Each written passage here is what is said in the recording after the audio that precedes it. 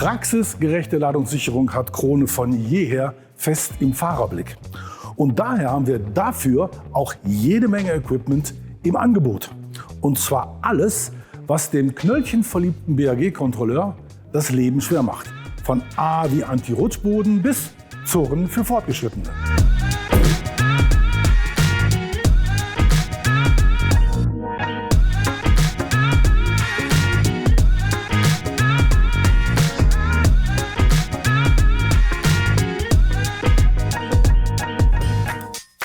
Mit aufgeschweißten oder angeschraubten Anschlagleisten, um den Bewegungsdrang der Palette formschlüssig abzufangen.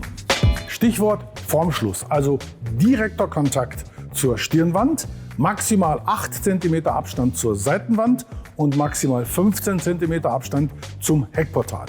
Und wenn euch bei der Seitenwand mal einige Zentimeter zum Formschluss fehlen, dann arbeitet doch mit der Krone Wendelatte.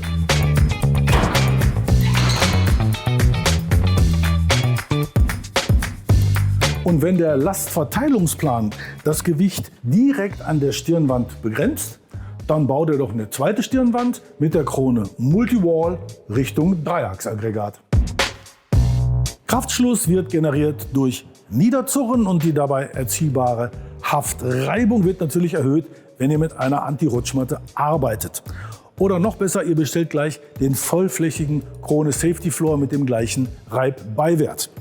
Und wenn ihr wirklich beides nicht zur Hand habt, dann sorgt wenigstens für eine besenreine Ladefläche.